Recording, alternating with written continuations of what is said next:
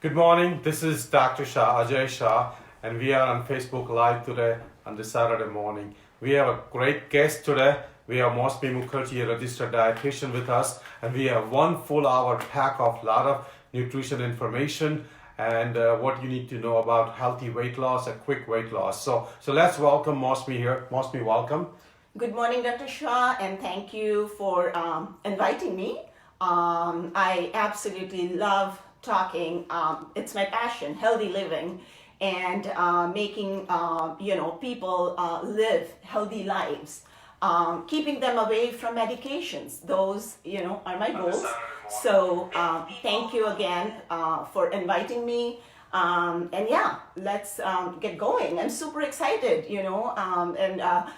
again, all of you who are watching us live, shoot us your questions, and we are, super excited for this. I know Dr. Shah has been doing this now for so many years, and I have been practicing, healthy living too now for multiple years, and I think it's both of our passions. So here we are. That's great. So let me give you 1 minute on Moushumi. I know Moushumi for the last 25 years, a great registered dietitian. She has helped many Americans, many Indians to reverse their chronic diseases. She's very good at making things simple. She herself follows a very healthy lifestyle. So I think we have a great combination in Moushumi of somebody who follows what she talks. So let's see what we start with the first question. We have a first question today that what is your typical questions people ask you when they see you as a registered dietitian? So one of the very common questions that I get asked on a regular basis is, I'm doing, they go, Moushumi, I'm doing everything right, and why am I not losing weight? Why am I still not losing weight? So, and this brings up actually a great discussion point, where people think they are, again, doing everything right, and why am I still not losing the weight? Let's start with saying, I know there's the stigma in the market or outside that dietitians are there only for weight loss, to restrict food and so on. But like Dr. Shah said, I think I have a very realistic approach, and my approach is for sustainable, long-term healthy living. So, I don't believe in just, a quick weight loss and then, going back again on the same road and so on. So anyways, to, go back to the discussion that we were at, a couple pointers is, how they say, number one, calories in, calories out. I do not believe in that math. Okay, simple, couple simple reasons is, not every calorie is exacting. Like, when these high-tech watches or, your different machines you're getting on, right? And they're telling you, oh, you've lost so much. You've burned so many calories. So let's consume so much calories, right? Is the thought process. No, because it is not exacting. So, you want to kind of take your mind away from that math. I've noticed, and again, you know this, I work on multiple clients a day. And, I've had really good success rate with, weight maintenance, being healthy, if somebody wants to lose weight, they've lost weight. But again, we want to stay away from the number game. I think we really, especially here in this country, we are so geared at numbers, getting up on that scale every single day, that we forget, the reality check of it is, again, calories in is not calories out. I think I absolutely agree. Matter of fact, when we look at the calorie in, calorie out model in a lab, in a machine, it works because you put 500 calories in, it burns 500 calories. So I think it works in a machine, but our body is not a machine. Our body is a combination of many hormonal changes, many daily diurnal changes. Right. For example, if you eat 500 calories of a donut, versus if you eat a finer calories of salad, there'll be a different body response in terms of insulin spike and many other hormonal changes. And then when the insulin spikes, it obviously stores more fat. So calorie is not a calorie. What kind of calories you eat matters. And obviously quality of calories is a very important thing. Yeah. So we have already about 30 people watching. That's a great start. I have a very important question, because I also have a similar question every day when I eat. How many are nuts good for us, and how much nuts we should eat? So nuts definitely are, good for us. Two reasons. One is they're a wonderful source of protein, and they're a great source of fat. And in fact, one of the things I was going to discuss about, is how some of the good fats, they keep you full for a long time. So, nuts, I would definitely, recommend nuts. Portion sizes are important. You don't want to overdo on your portion sizes. And that's, again, we come back to our original question that, like I said, my clients ask me a lot is, why am I not losing the weight? I'll just cite an example. So one of my clients, in fact, yesterday or day before yesterday, I had suggested, for her snacks to do nuts. So here she, and of course, I had her journal portions and so on. So here she's sitting down with, 2 cups of almonds, Now you can't do that. That's, too much in a day. So watching how much, watching what time you're using your nuts is important. I do, in fact, one of my big pet peeves is starting your day with a protein, with a good breakfast, which includes a protein. And so if you ask me, which again is a common question that people ask me, what do you eat for breakfast? Smoothies are one of my favorite things, and I do add a handful. I always say portion control. Portions is about your sizes, and use your hand a lot for portion control. So for me, at a sitting, about 10 to 12 nuts, is what I need, not more than that. So I throw that in my smoothie. And so I definitely, like I said, recommend nuts. It's huge. And again, because of the fat content, nuts keep you full for a long time. People might think, oh my gosh, calories, so many calories, but think of it this way, that it's keeping you full for a while. So then you're not yearning for the other things. Versus, what research shows, that high sugar content or high salt, content of foods, they make you crave for more. They do not get you full that long. You tend to eat these snacks much quicker. The processed snacks, we tend to eat those so much quicker. So then, again, you're wanting more and more. So portion control in that is much harder than portion control in wholesome foods like your nuts, your plants, your salads, and things like that. And a very important thing that I also wanted to, let everybody know is that do not, just go with one of these fad diets because a celebrity is doing it or because your friend is doing it. It's not going to work, So what would fit you, Dr. Shah? A diet that might fit you might not fit me. My body size is different. My metabolism is different. I might have some preset conditions, how much I'm exercising, what am I doing, my lifestyle might be a little different. So what works for one might not work for the other. So we are individuals, and individualized meal patterns and lifestyles work for individual people. So that also, no, I think that's a great answer. I think the way I believe in nuts part is that nuts are very important. Nuts and seeds are very important. They provide excellent amount of omega-3. But at yeah. the same time, because nuts pack a lot of calorie, the calorie density of nuts is almost 1500 calories per pound. So if you are trying to lose weight, limit your nuts to no more than one, like she said, 1 ounce or one handful, one fistful of nuts. Yeah, But have nuts every day. Matter of Yes. fact, there was a trial done, there was a study done, which was actually sponsored by a nut company, but still it was a well-designed, well-done study where people who ate 150 calories of nut, matter of fact, ate almost 250 calories less in their daytime. So nuts actually can be even a negative caloric thing because you will eat less other calories when you eat small amount of nuts. So nuts, very important, eat every day, small amount. I have a great next question.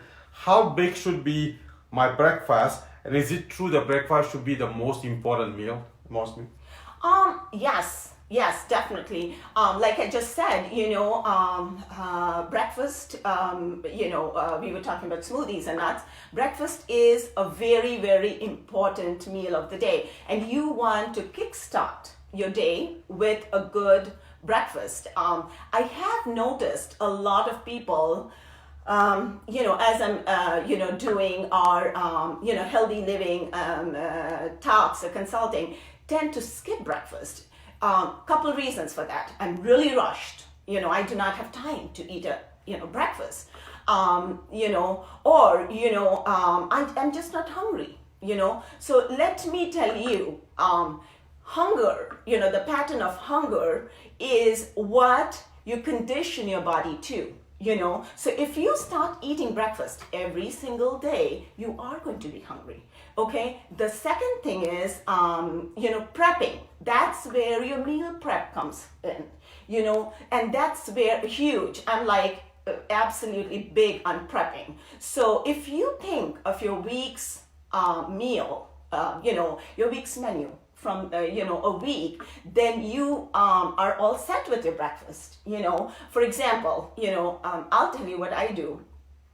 I either do my smoothies, and for that, just so I don't get bored, then I add different things, like different bases, different things to my smoothies, or I might do like an like a egg white with veggie, omelet, but something with protein in it, combined, with the fruit and veggie. So, again, even though I've done this for the last 20 years, I still prep. I have to know what my week's going to look like, and so then I prep starting from breakfast to lunch to dinner to snack.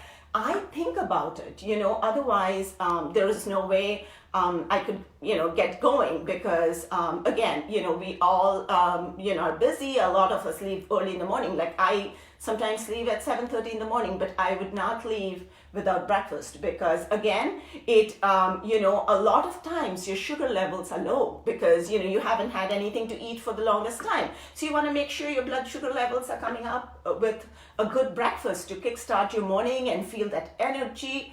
And, another tip, in fact, that I have, I start out my morning with at least 2 to 3 glasses of water. I think in our, thinking of food and calories and all of that, one of the big things we forget is water.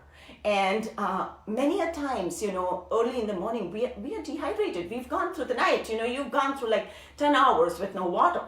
So first thing, if you are looking at weight loss, just, again, let's not call it weight loss. If you're looking at being healthy and happy and having that energy levels, where you can, achieve what you want to, your hydration is huge. So start your morning with like 2 to 3 glasses of water and then, then do your, breakfast. So yeah, absolutely. I think breakfast is a very, very and wonderful question.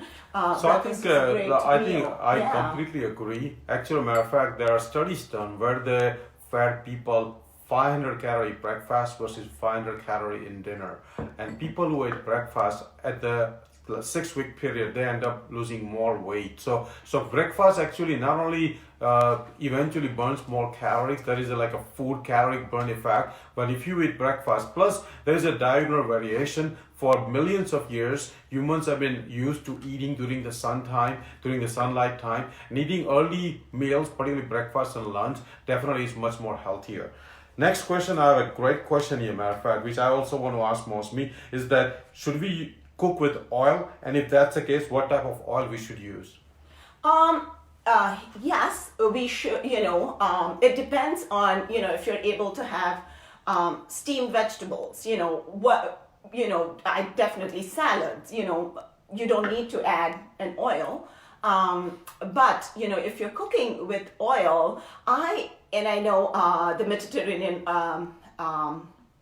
diet was number one, probably most of you know, voted number one, and they do use olive oil. So I think, olive oil, the extra virgin olive oil is a good bet if you had to use an oil for your cooking. I would definitely, again, do we want to limit our oil? Of course. We do not want to do,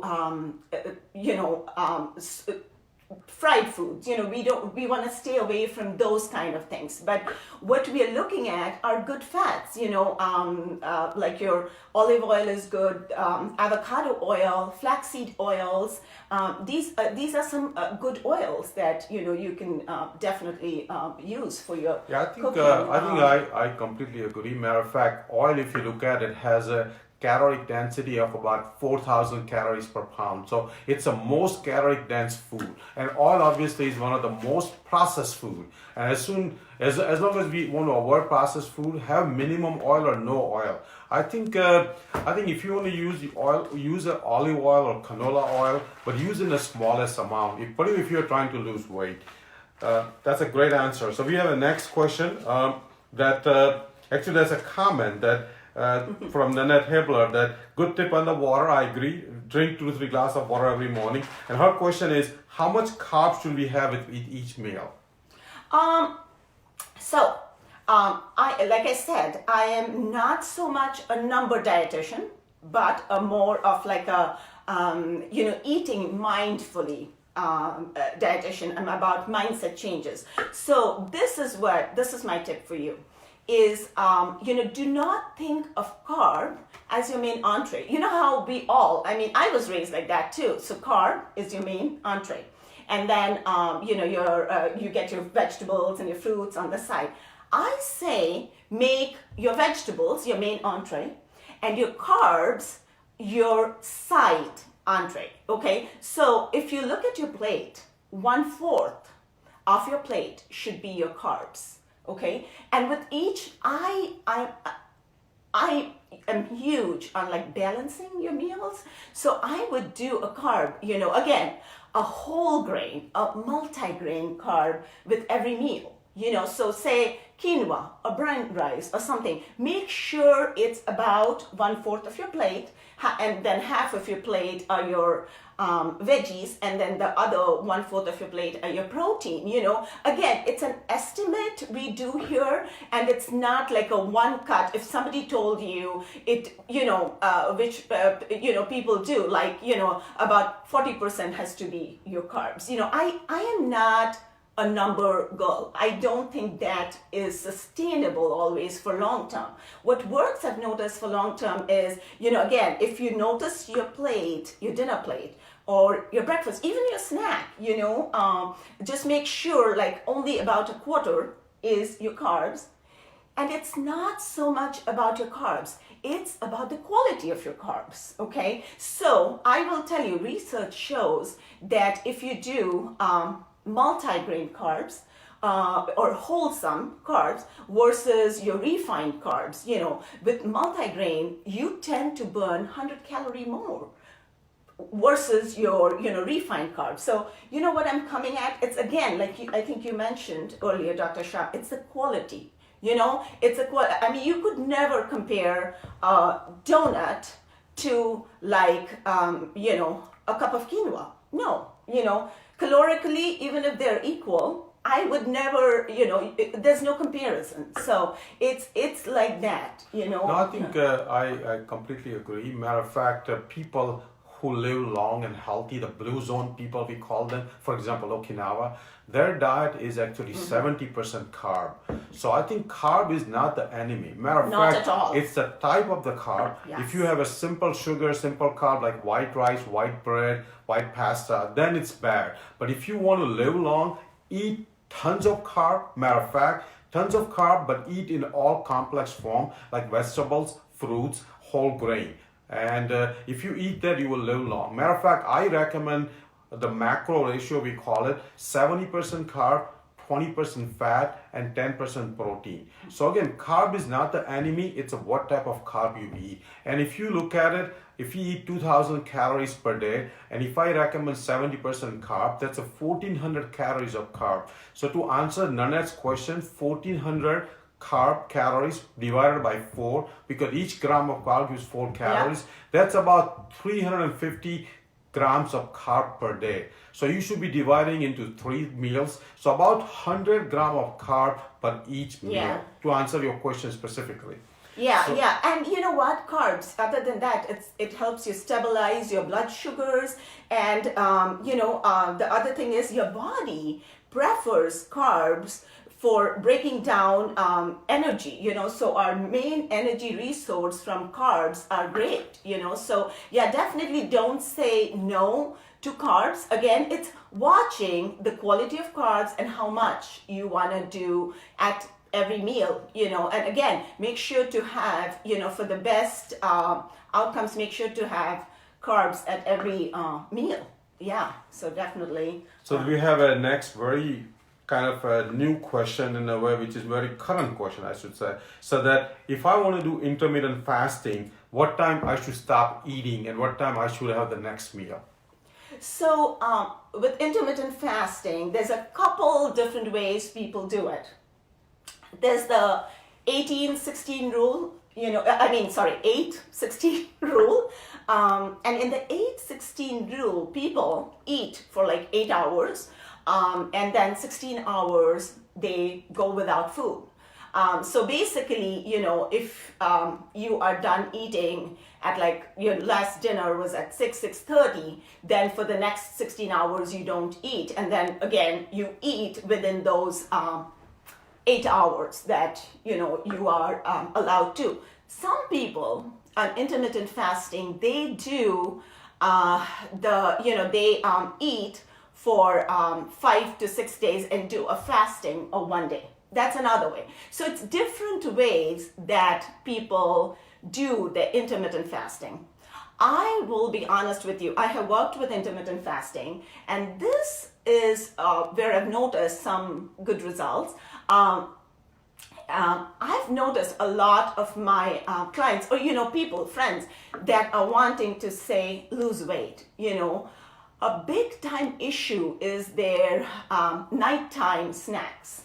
Okay, so say they've had dinner at 6 or 7, and then you go up you go up to your bedroom, and then you take a bag of, it could be something healthy, even like nuts or whatever, but at that time you're not thinking of those snacks as your calories, but you're consuming them, and that sometimes can really add to calories. So I think calling it a night after a certain time is a good idea. Like, if, again, it depends on what your diagnosis is. If you're diabetic, if you're pregnant, if you're breastfeeding, then not everything, again, that we are saying here works for everybody. But I'm saying in general, you wanna, if you can cut back on the snacking pattern at night, and this is where I kind of like that intermittent fasting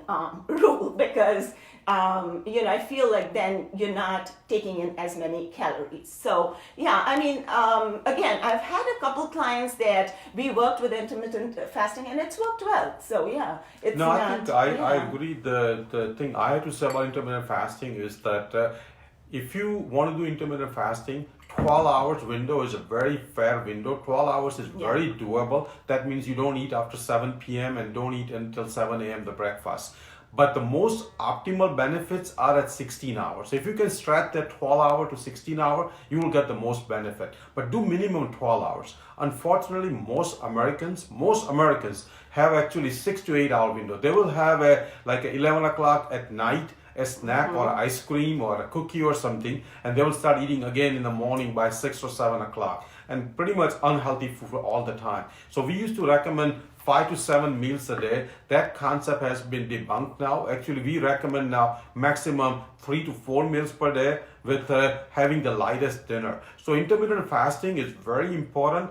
Try to do 12 hours minimum. When I grew up in India, our family automatically follow intermittent fasting. My last dinner meal was around 6:30, 7 p.m. I did not have breakfast until next 7:30, 8 a.m. So we always followed 13-hour intermittent fasting. And we were always lean and fit. And so I think since I came to America, evening meals have gotten later and later. For last 2 years, I've been trying to finish my dinner by 5:30, 6 o'clock, and then not have any other calories after that. So try 12-hour.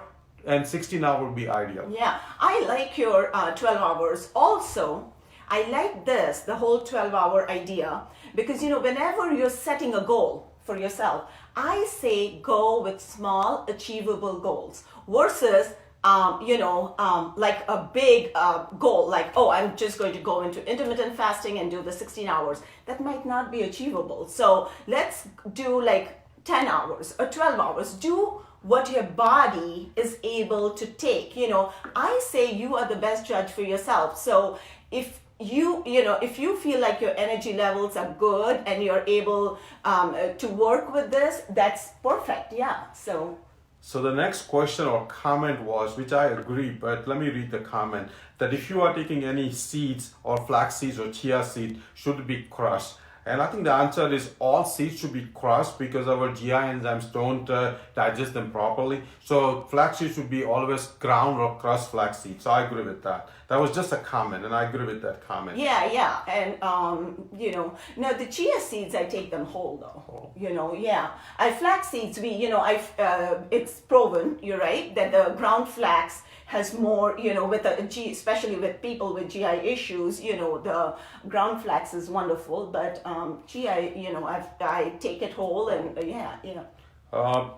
There's a very important medical question actually, which I'm hoping we both be able to answer it. The question is, for secondary prevention, what should be the hemoglobin A1C, which is the average of sugar over 3 months on a whole food plant-based diet?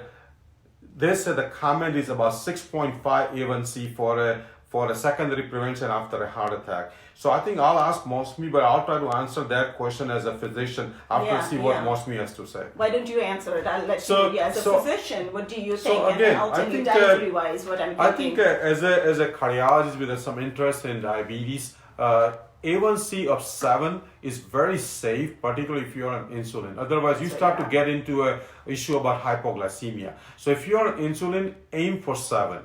At the same time, to be frank with you, if you go on a whole food, plant-based, no oil, no sugar, no salt diet, your A1C will start rapidly getting down. And once you are off insulin, and once you are off certain drugs, which has a potential to cause hypoglycemia, like sulfonylureas and some of the other drugs, you actually can safely keep lowering your A1C as low as 5.7, which becomes a non-diabetic. So as long as you are not on any drug which produces hypoglycemia, you should be lowering your A1C as low as possible. Matter of fact, I have many examples where people have lowered their A1C to 5.5 from 9, and they have enjoyed a great health benefit. So 6.5 A1C recommendation by ADA actually is a slight cop-out because many people are not willing to change their lifestyle. But if you are one of the brave one, if you are one of the disciplined one, and if you approach the lifestyle in 100% way, Don't stop at 6.5. Keep going. Stop at 5.7 A1C and you will enjoy the most benefit. Just make sure you're not on any drugs which can cause hypoglycemia. The reason ADA was 7.0 recommendation because there was a study done in a court trial where there were a lot of unnecessary complications of hypoglycemia. So hypoglycemia is a real thing. If you're on insulin, try to keep your A1C around 7. If you're off insulin, if you're off certain drugs like sulfonylurea, keep going on the A1C. But that's a very important question for all diabetics. Thank you. Yeah, and I love it. I mean, exactly my thoughts on what you said, yeah. The next question, which is a kind of a favorite question for Moushumi, I know we've been talking about it, that how do I meal prep and what do I buy while I do grocery shopping? There was another question also and comment that she always does meal prepping, she always does batch cooking. So it's very important, very common question that how do I meal prep, how do I batch cook, and how do I do grocery shopping? Okay. Yes, so you're right. This is like my favorite thing. I think my, friends, clients, you, Dr. Shah, everybody knows I am like a meal prep person. So a couple things that, come to my mind when meal prepping is going is invest, worth your investment in right size containers. Okay. So if you are, say you're starting today, I would say, go in, start getting some different size glass containers in which you can cut and chop and, work your things around for, meal prepping. Get some mason jars and make sure you have lids. Why? Because, if you are going to be doing your, salads and things like that, mason jars are wonderful way, and I will, just show you a couple, and tell me if you guys can see it, but I know there's a lot of things online, but if you are like a pen and paper kind of person like me, this is, what I suggest, and there's many different forms available, but, something like this that you can, use for meal prepping, for your menu planning for the week. So I will tell you what I do. So Saturday or, typically on a Saturday, I first do my menu plan for the whole week. And then once I've done that, or while I'm doing that, I then have a list. Just give me a second here. Then as I'm doing my meal prep, I start doing my grocery shopping list. So what that does is when you go to the grocery store, you are not just buying random items because they're on sale. You have a list here and you are, ready to go because, you have prepped, in your mind what, you have for menu, as your menu set up. What does that do? One of the bigger complaints I get is, oh my gosh, meal prepping takes time. But you know what? It is actually saving you time in the long run. It's saving you time. It's saving you money. It's saving you your health. You're going to eat healthy. Just like we said, we are rushing in the morning for breakfast because it's like, oh my gosh, I don't know. Or, you're tired from work and you come back and you're like, what do we eat for dinner tonight? You know what? Let's go and eat out. Or let's just carry something. Yeah. But you have your meal prep. You've done it. And sometimes, not only that, when you've done it and you've cooked in batches, you are saving for the next week. So the next week, when you're meal prepping, you already know you have that chili from last week that you're going to use for lunch this day of the week. So again, I cannot tell you the benefits of meal prepping and, going it's all about organization and organizing how you're going to do your grocery shopping.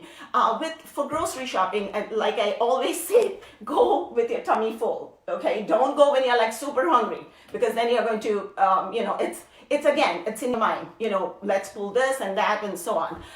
If you can go alone or if you're going with a partner, go with somebody who is on the same healthy thinking pattern like you. You know, don't go with somebody who is going to be like, oh, okay, let's pick this and let's pick that and so on. And again, like I said, once you have things prepped, the meal prep done, you are going to go with the list. So you know what's in there. And I would definitely invest in those little, like your 2 ounce, 4 ounce containers or your 6 ounces.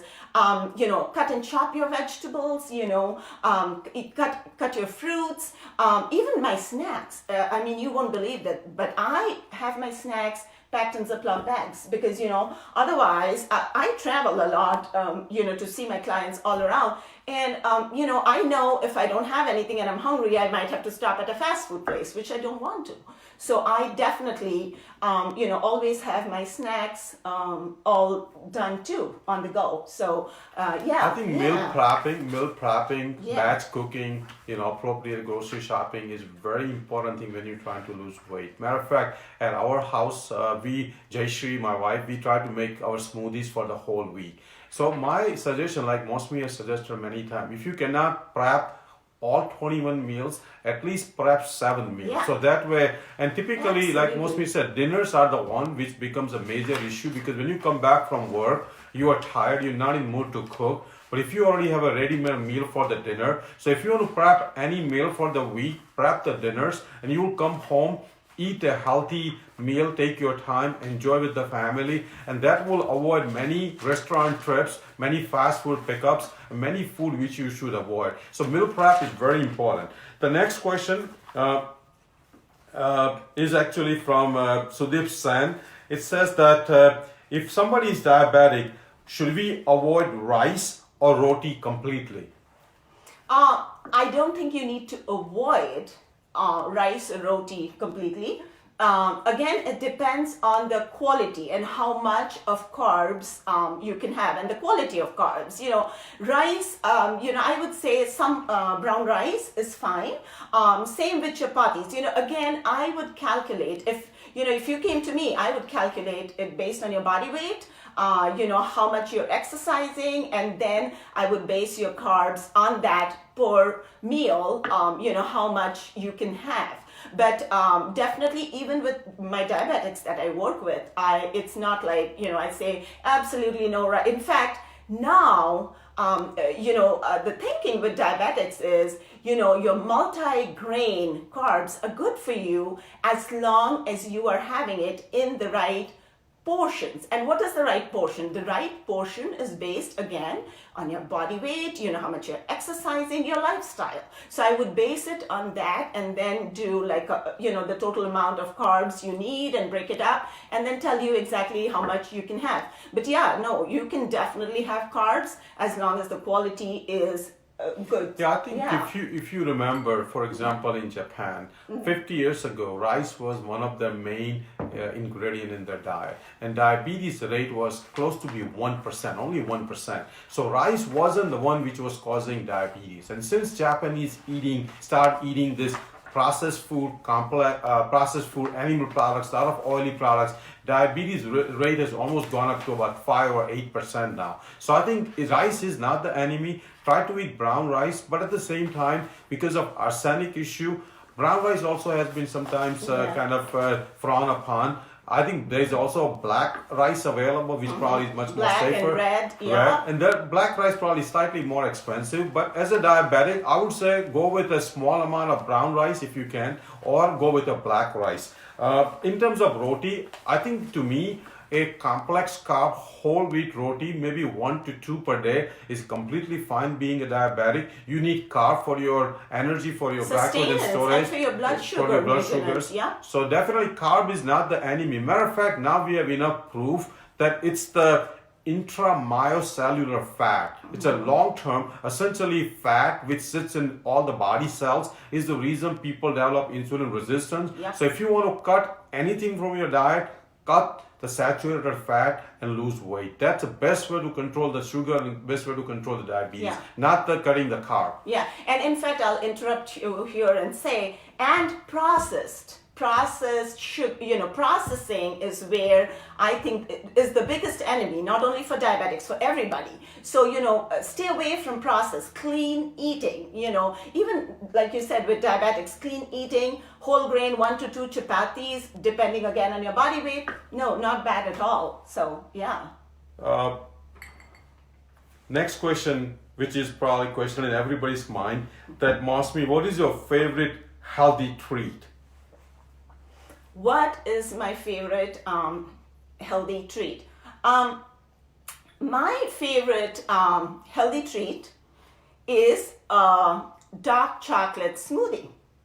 Yeah. And when I'm not like a huge sweet person, but every now and then I have this craving for something sweet, and I blend in some frozen fruits, and then I'll throw in I keep some dark chocolate chips at home, and then I'll throw in some of that and some nuts. And that, that's my favorite treat, The other thing is, I do enjoy salty, savory kind of food. So sometimes, I do like the whole grain chips or whatever with, I have a favorite bean dip or with some guac. And that's like my little treat too. I enjoy. I think it sounds pretty yummy to me. So we're going to have a recipe from Moushumi soon on our page actually. So we'll have that. The next question is, what are some of the, I call them fad diets because they've been becoming very popular, particularly keto diet, paleo diet. And what do you think of all those fad diets? And many of them have come and gone. But I want to know the expert opinion from Moushumi that what do you think of keto and paleo diet? Okay, so an example that I give everybody, the hop-on, hop-off buses we take, the tour buses. So to me, these diets are like that, right? So, you do it for some time, you lose weight. You do lose weight because keto or paleo, you are taking away all carbs. So of course you're going to lose so much, and you go down boom like that. And then you're not able to sustain that diet long term, and you gain the weight back. So then, that's why I compare it to a hop on, hop off. And you will not believe this, Dr. Shah.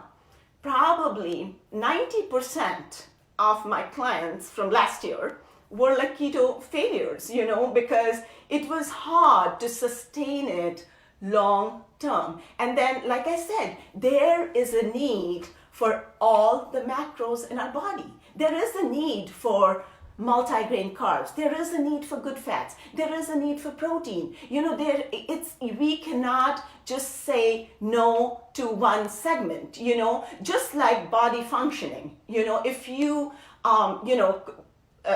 one part of, if something was missing, you couldn't work properly. So to me, that plate is a balanced plate. And so like I said, I do not believe in those fad diets, those kind of diets. I do believe in things like, or things that I work with are, the anti-inflammatory diets. I've had wonderful results with it to control pain and inflammation, great results. Diabetics, work with, a diabetic diet that I call, or, the anti-histamine diet or the FODMAPs, those work. But these are, have you noticed whether it's, keto I know is still going on, but any of the other diets, have they stayed long term? They haven't. And if it was a good diet, it would stay, right? Matter of fact, I remember when I came to this country, and after that few years, Atkins diet was a very popular diet. There were a lot of books written on it. There were a lot of videos on it. A lot of people got on the hop-on bus for the Atkins diet.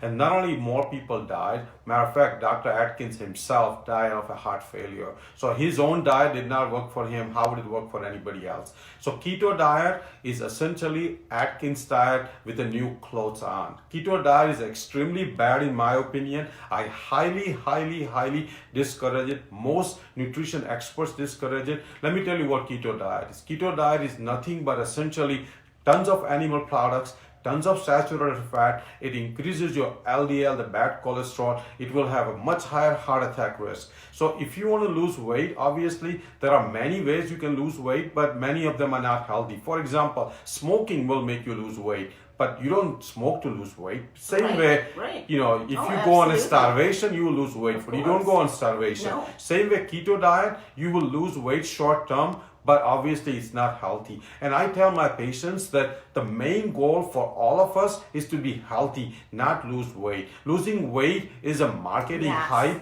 People want to recommend that because you can watch it every day, but it's not the losing weight as a main goal. It's getting healthier is the main goal. So don't focus on losing weight, focus on getting healthier. Oh, I love that. Yes. Weight is just a number, guys. Weight is just a number, okay? And not, again, you know, it is not something that's going to sustain or stay with you. You know, you want to be healthy. You want to feel like your energy is up there. You know, you want to be physically and mentally happy. So again, you know, it's the whole spectrum that you look at, and not just, you know, one number does not define you. So absolutely, yes. Next question, I think, which is my pet question, I really love it, is what are the benefits of whole food plant-based diet, and what are things you can gain from avoiding all animal products, including all meat, fish, and dairy? I'll let you, oh my gosh, you are the expert here. So Dr. Shah has been following this diet now for how long? For at least 3 years. Yes. Let me start with why you should not eat animal products. Obviously, animal products should be avoided 100%. That's not possible for many of us. At the same time, people who live long, like in blue zones, like I said earlier, animal products are about 10%. So what does animal products do? Animal products, for example, processed meat like bologna, salami, bacon, they're class 1 carcinogen in terms of colon cancer. Carcinogen, as bad as smoking. Red meat is class 2 carcinogen. Eggs definitely can increase the risk of diabetes. Animal protein increases your IGF-1 level, and that can also promote many cancers. Most of the animal products, the protein is packed with a lot of saturated fat, cholesterol, and absolutely has no fiber. So animal products in general should be avoided. At the same time, we all enjoy animal products. Like I grew up having dairy products. So 100% avoiding animal products probably is impossible for most Americans. So you should gradually lower animal products in your diet. I call it have one meatless meal per day or have meatless Monday. That's a good way to start it. Yes. If you want to go on a whole food plant-based diet, start with at least 2 meals and definitely avoid processed food. If you look at the American diet, I call SAD diet. Truly, it's a SAD diet, standard American diet. 65% of food in our own diet in America is processed food. 25% of the diet is from animal products. And unfortunately, only 10% calories come from plant-based food. And do you know what? The 2 top plant-based food in American diet is French fries and ketchup. So when we said that we eat plant-based food, we truly don't eat the whole food plant-based diet. Matter of fact, in India, where people are a lot of vegetarian and some of them are vegan, heart disease is getting up because I call them dirty vegans. They have a lot of processed food. They eat a lot of chavanu and a lot of save and a lot of other oily fried processed food. So if you want to be vegan, be a whole food plant-based vegan. Have 90% calories from whole food, plant-based, no processed food. Avoid the oil as much as you can, but if you want to have oil, only have olive oil and canola oil, because we also talked about some of the vegetable oils, like sunflower oil and cotton oil and other oils. Those all oil have higher amount of omega-6, and you need to have a proper balance and proper ratio of omega-6 to omega-3. In America, omega-6 to omega-3 ratio is almost 15 to 20 to 1, and it should be ideally 3 to 1. So lower your vegetable oils or not use it at all. Increase your omega-3, which would be flaxseed, seeds, and nuts. So again, I'm a big proponent of whole food, plant-based, no oil diet. There was another question on our Facebook of Sandeep Sen that should we avoid ghee and butter? to answer that, all dairy is bad for you in general. Ghee is nothing but a clarified butter, has a tons of saturated fat. Same with butter itself. So I would avoid both, particularly if you have heart disease. There is no reason to take any dairy. If you want to use milk, our home now is using soy milk and almond milk, which makes as good of an Indian tea as a regular milk. So try it. I bet you will love it. Mm-hmm. And another thing I say about plant proteins, Dr. Shah, I'm like, if you want, because people go, oh, it's not, a complete protein. So, if you want a protein, or if you're having a plant protein, the advantages are not only are you having a protein, you're getting your phytonutrients, you're getting most of them are high in fiber, which you're not going to get with your meats, So,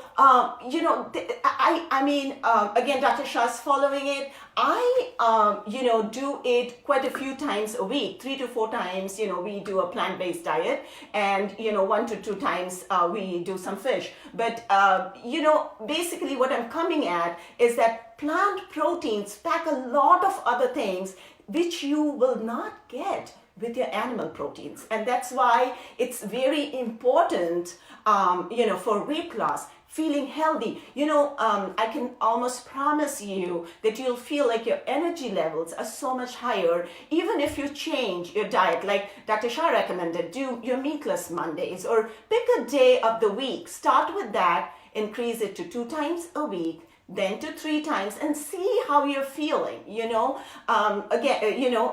Again, you have to experience it to feel the advantages that a plant, again, make sure it's a wholesome.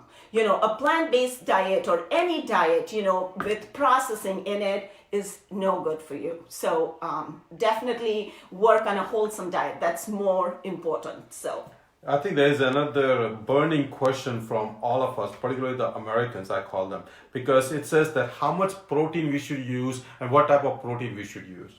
I think I'll just kind of continue with what we just said. Is I'm a big proponent of plant proteins. Other than that, I say for your protein sources, wonderful protein sources are your lentils, your beans. Soy protein is great too. Fish, you can do some fish for your omegas. And, I would stay away from your red meats as much as you can. And again, I'm using the plate method, guys, because I want it to be practical. I want it to be what works, okay? So unlike how the plate used to look before, where half, I've noticed, for most people, half of the plates were the proteins, okay? It doesn't have to be like that. Half of your plate needs to be your veggies, okay? And only a quarter needs to be your protein. So which is about 3 to 4 ounces, okay? Again, I like to use my fist to show you, if you're a meat eater, then that much. If you're doing your beans, like your black beans or, your garbanzos or anything like that, a cup of that is great. But keep in mind, again, if you're doing your beans, for your protein, you're getting I cannot even speak about how wholesome and how much of added things you're getting along with the protein, So again, that's how we measure our protein. Until and unless, you're an athlete, again, there are some, always keep in mind, guys, there are exceptions to the rule. So one cut does not fit everybody, but in general, I'd say like the quarter or about 3 to 4 ounces, So again, protein. I think when it comes down to protein, I have very strong kind of reservations. For average male requires about 60 gram of protein. An average female requires about 50 to 55 gram of protein. In America, most of us, not myself, most of us eat about twice to thrice, 3 times. When you go to your personal trainer, first thing he says, increase your protein intake. That's a wrong recommendation. Matter of fact, there's enough proof, enough studies that people who eat a lot of protein die early. particularly animal protein. So animal protein, like I've seen a fad of going on a branch chain amino acids. It's a fad. It's going to hurt you more than help you. Branch chain amino acids have a lot of sulfur containing amino acids. That's going to leach your bones and it will cause more osteoporosis. So definitely protein powders with branch chain amino acids is not healthy either. So again, most of us eat a lot of protein. At the same time, to be honest with you, plant-based food gives you enough protein if you have a balanced meal. As long as you're having all different type of plant-based meals, you'll have all the essential amino acids. For example, if you eat 100 calories, not 100 grams, if you eat 100 calories of broccoli versus 100 calories of red meat, you will get more protein from 100 calories of broccoli, because red meat 100 calories, a lot of it's a saturated fat. So protein part in the red meat is much lower than the protein part in a green vegetable. So if you don't have enough protein, eat lots of vegetables. And obviously any protein from animal products, like Moushumi said, doesn't have any fiber. Animal products have zero fiber, doesn't have any phytonutrients or phytochemicals, doesn't have many micronutrients. So if you want to have protein, have it from plant-based protein. And even your seeds, Dr. Shah, like, just giving you an example, just 1 ounce, guys, this is just 1 ounce of pumpkin seeds give you 9 grams of protein. 1 ounce of soy nuts, give you 12 grams of protein. I mean, just compare that to how, you're comparing with your animal protein. So just that much is giving you a lot of protein. So again, I feel like, the nuts, seeds, your plants can definitely give you the protein you need. So we have a last question here, which is very important question, because I think that's dear to my profession. That's what I do every day. And the question is, how much fat should we eat daily to avoid the heart disease? I'll let you go for that. So again, that's a kind of a loaded question, because I think, like I said earlier, that our diet should be 20% fat. And out of 20%, most of it should be mono and polyunsaturated fat. So in terms of saturated fat itself, which is typically vegetables, oils, animal products, and other things, should be, if you want to really be strict about it, should be less than 10 grams per day of saturated fat. That's a recommendation from American Heart Association for a person who already had a heart attack. So if you don't want to have a heart attack or heart disease, eat less than 10 gram of saturated fat. If you eat poly and monosaturated fat, which is typically from seeds and nuts, you can have up to about 20% of your calories. And obviously some of us, unfortunately, cannot follow that strict diet. And if that's the case, if your LDL, the bad cholesterol, is high, there's nothing wrong taking a statin. I'm obviously not against statin. At the same time, I prescribe while I get the person on a whole food, plant-based, low saturated diet. So if your doctor prescribes statin, don't be against it. Use it as a transition medicine. As you lose weight, as you eat healthier, eventually you will go off statin. I promise that. So let's eat healthy. Let's thank Moushumi today for coming. We had a great hour, great questions, great crowd. And we will do this thing every 2 to 3 months. Thank you. All right. Thank you, guys. Live healthy, everybody.